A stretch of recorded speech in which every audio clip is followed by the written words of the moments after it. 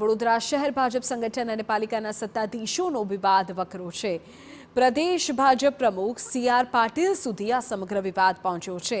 પાલિકાના તમામ 5 હોદ્દેદારો સ્ટેન્ડિંગ કમિટીના સભ્યોને સુરત બોલાવાયા।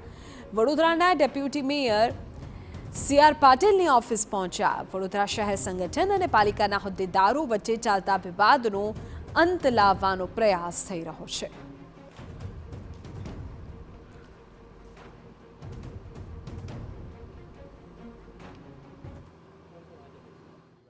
બધા જ પદાધિકારીઓ અને ધારાસભ્યશ્રીને સંગઠન અને પાલિકામાં કંઈક વિવાદ ચાલી રહ્યો ના એવું કંઈ નથી। એને લઈને બેઠક છે? ના ખોટી વાત છે। એટલે બરોડાના સંગઠનના તમામ લોકો હાજર છે। આ બધા શહેરના સંગઠનને બોલાવીને સાહેબ મીટિંગ કરી રહ્યા છે। એમાં આજે નોર્મલી અમને પણ બોલાયા છે।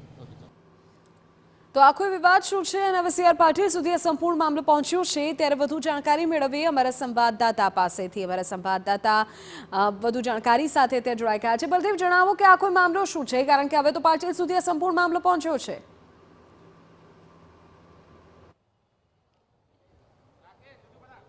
જે રીતે બરોડાના જે સંગઠનના અધિકારીઓ અને જે રીતે મહાનગરપાલિકાના જે પદાધિકારીઓ છે તેમની એક જે મિટિંગનું આયોજન છે પ્રદેશ અધ્યક્ષ CR પાટીલ છે તેમની ઓફિસ ખાતે જે રાખવામાં આવ્યું છે।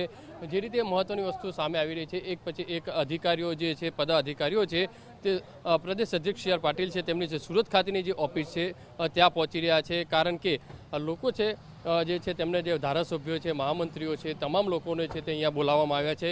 એક પછી બેઠકને લઈને આવ્યા હતા। નામ ને હોતો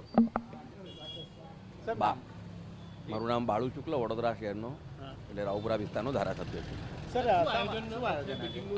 કોઈ નહીં, આજે સાહેબને આજે અહીં અનુકૂળતા એટલે બધા અહીં આવ્યા છે, બીજું કંઈ નહીં।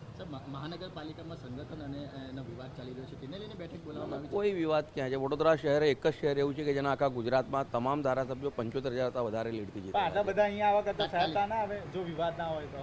ના દરેક એટલે માની લો કે અમદાવાદના સંગઠનના આવીને મળી ગયા, સુરતના મળી ગયા, સાહેબ હજી અહીં છે એટલે અહીં આવ્યા છે। સાહેબ, આવલી દુર્ઘટના બની છે તેને લઈને કઈ સવાલો થઈ શકે છે? બોટ ના કારણ કે એ બી ચર્ચા ચાલી રહી છે કે એને લઈને ના એ તો સ્પેશિયલ ઇન્વેસ્ટિગેશન ટીમ કામ કરી રહી છે, ટૂંક સમયમાં જ તેનું આપશે।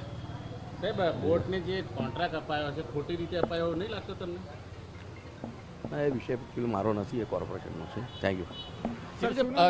જે અધિકારીઓ છે, ધારાસભ્યો છે, જે રીતે છે તે આવી રહ્યા છે, એક પછી એક સાંસદો, ધારાસભ્યો, મહાનગરપાલિકાના સ્ટેન્ડિંગ ચેરમેન, મેયર, તમામ લોકો છે તે એક પછી એક અહીંયા આવી રહ્યા છે અને જે મિટિંગનું જે આયોજન કર્યું છે, કારણ કે જે ઘણા સમયથી જે રીતે ચર્ચા ચાલી રહી હતી કે વડોદરા મહાનગરપાલિકાના જે પદાધિકારીઓ અને જે સંગઠનના જે લોકો છે તેમની સાથે ક્યાંક જે રકઝક ચાલતી હોય, તેમનું મંદુક જે ચાલી રહ્યું છે તેને દૂર કરવા જે કદાચ આ બેઠકનું જે આયોજન કરવામાં આવ્યું છે।